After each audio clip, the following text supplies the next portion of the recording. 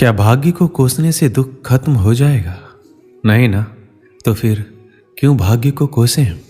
इससे तो बेहतर ये है कि आप उस तकलीफ को दूर करने के लिए मेहनत और उपाय करें।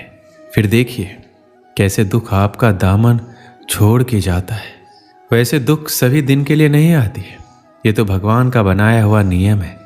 जैसे दिन के बाद रात, रात के बाद दिन होता है, उसी प्रकार दुख के बाद सुख और सुख के बाद दुख आता है।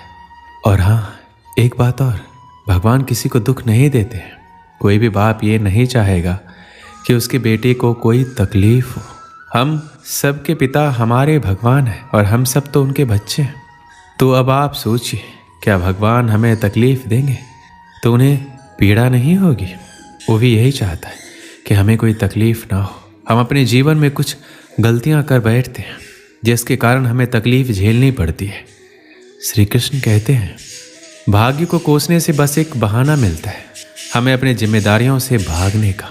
इसे बंद कर देना चाहिए और अपनी जिम्मेदारियों को समझिए। जैसे कोई विद्यार्थी पढ़ने के समय में खेलता है, अपने पढ़ाई से दूर भागता है। बाद में जब परीक्षा का परिणाम अच्छा नहीं आता तो वह भाग्य को कोसता है। आसान शब्दों में कहें तो मेहनती लोग भाग्य को कोसने के बजाय कड़ी मेहनत से सफलता हासिल करने में विश्वास रखते हैं। अपने दुख, तनाव या परेशानी के लिए अक्सर हम ही जिम्मेदार होते हैं।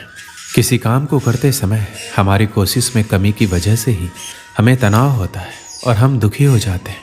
किसी भी काम को अंजाम देने के लिए 90% हमारी मेहनत या कोशिश का हाथ होता है, बाकी के 10% हमारे भाग्य का।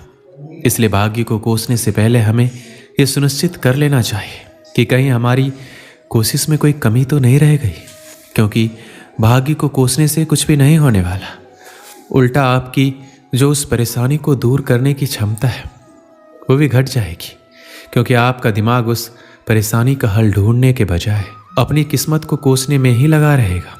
और वास्तव में जो समस्या वास्तव में उतनी बड़ी नहीं है जिसका हल आप प्रयास करके निकाल सकते हैं, वह आपको असंभव सी प्रतीत होने लगेगी।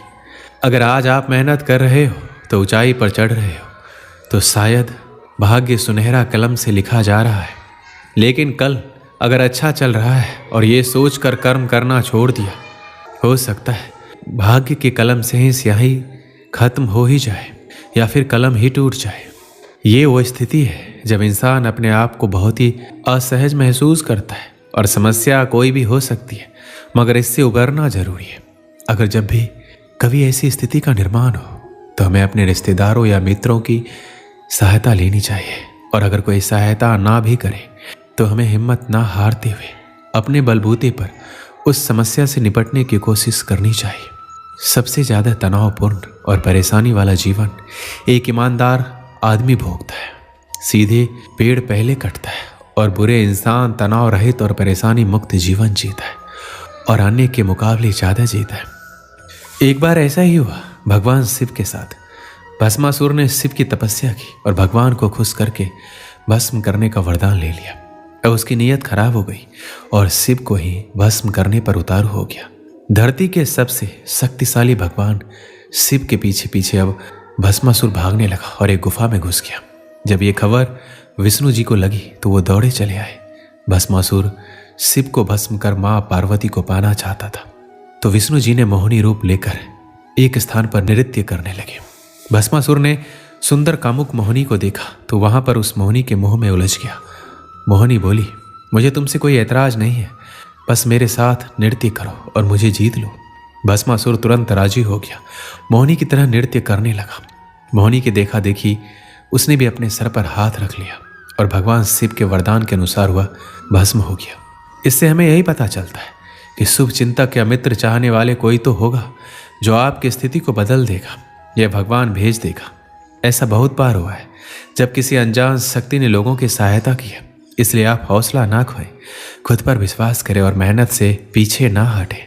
सहारा तो रोशनी का बड़ा होता है अंधेरी रात में। भगवान पर भरोसा रखें और भाग्य को ना कोसें।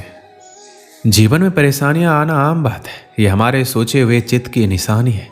अगर आप स्वयं को जान जाते हैं तो कोई भी परेशानी आने की बात छोड़ो, आपको देख भी नहीं सकते।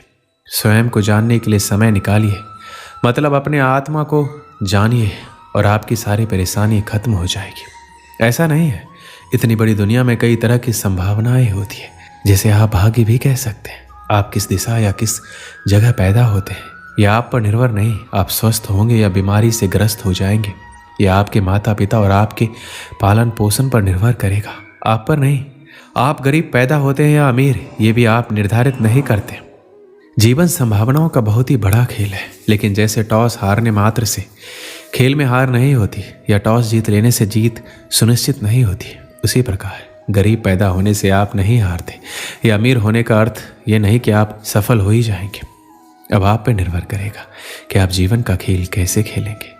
एक बार एक सेठ, जो कि जीवन भर सिर्फ और सिर्फ पैसा कमाने में लगा हुआ था, बीमार पड़ गया। जितनी भी दवा चिकित्सा की कुछ नहीं हुआ, तो फिर उन्हें उनके पत्नी एक साधु के पास ले गए। साधु उनको देखकर चिंतित हो गए। सेठ पूछे, क्या हुआ महाराज, कैसे ठीक होगी तबीयत? साधु बोले, आपका जीवन सिर्फ 6 महीने का है, उसके बाद मृत्यु योग है। इतना कठोर सत्य सुनकर सेठ और उनके परिवार वाले दुखी हो गए। सेठ तो खाना पीना ही छोड़ दिए। 2-3 दिन ऐसे उदास कर्म रहित रहने के बाद सेठ को पता नहीं क्यों एक अलग उत्साह जगा। वो सोचे कि अब तो मरने वाले हैं, तो क्यों ना खुलकर जिया जाए। उन्होंने 6 महीने तक खूब दान धर्म सत्संग किया। अपने नौकर के बच्चों को पढ़ाने भेजा अपने खर्च से। हर दिन 50 से 100 लोगों को खाना खिलाया। ऐसे में उसके घर वाले चिढ़ने लगे कि सेठ सारी कमाई खत्म कर देगा। इसको लेकर उसके अपने बेटों के साथ झगड़ा हो गया। उन्होंने जिद करके अपने अपने हिस्से की जायदाद बांट लिए। सेठ को तभी पता चला कि जिंदगी भर इतना मेहनत प्रपंच शादी करके जो पैसा वो कमाया था, उसके दुख में वही पैसा उसको सबसे अलग कर दिया। उसका मोह भंग हो गया। वो और आग्रह करके धर्म किया, नए नए पेड़ लगाए, गौ सेवा किया। लोग भी उसे चंद महीनों में ही कंजूस सेठ से दयालु सेठ बुलाने लग गए। अब और 15 दिन बाकी था उसकी मौत का। सेठ अपना बचा हुआ घर और थोड़ी जमीन बीवी के नाम लिख दिया। 10 ब्राह्मण बुलाया, उन्हें खाना दिया और संन्यास ले लिया। सन्यासी बन सेठ गली गली घूमकर भगवान का नाम जपने लगा, मंदिरों में सोने लगा। अब उसे मृत्यु का भय भी नहीं था। वो उल्टा मरते हुए कैसे भगवान का नाम जपे, इसलिए सोना भी छोड़ दिया और नाम जाप करने लगा। आखिर में मृत्यु का दिन आया। सुबह ही सेठ नहा धोकर तपस्या में बैठ गया नदी किनारे। 1 दिन गया, 2 दिन गया, 3 दिन गया, मृत्यु नहीं हुई। सेठ रोज सोचता आज शायद मृत्यु होगा, लेकिन होता ही नहीं। आखिर में ऐसा करके जब 5 दिन हो गए, सेठ मुश्किल से चलकर थोड़ा अनाज भीख मांगने गया। रास्ते में वह साधु महाराज मिले और उसकी मृत्यु के बारे में बोले, जो उसकी मृत्यु के बारे में बताया था। उसने साधु से पूछा, आप तो बोले थे हमारा मृत्यु होने वाला है, अभी हम मौत का इंतजार कर रहे हैं लेकिन आ नहीं रही है। साधु सेठ से कहा, आप बताओ इस 6 महीने में अपनी मौत को लेकर कितना डरे हो? सेठ ने कहा, पहले कुछ दिन को छोड़कर कभी नहीं, अभी तो गले लगाकर बैठा हूं। साधु पूछे, इतने दिनों में तबीयत कैसा है? सेठ को तभी एहसास हुआ आजकल ना उसका तबीयत खराब रहता है, ना ही मानसिक रूप से तनाव में है। अब सेठ को समझ में आया कि उसकी बीमारी उसके शरीर से अधिक उसके मानसिकता से जुड़े थी, जिसको उसके कर्मों ने कुचल कर रखा था। अब सेठ सहर्ष साधु का चरण स्पर्श किया और उनका शिष्य बनकर बाकी जिंदगी शांति से बिताया। ये कहानी भले ही काल्पनिक हो, लेकिन भाग्य कैसे मनुष्यों के कर्मों से जुड़ा है उसके बेहतरीन ढंग से प्रतिपादित करता है।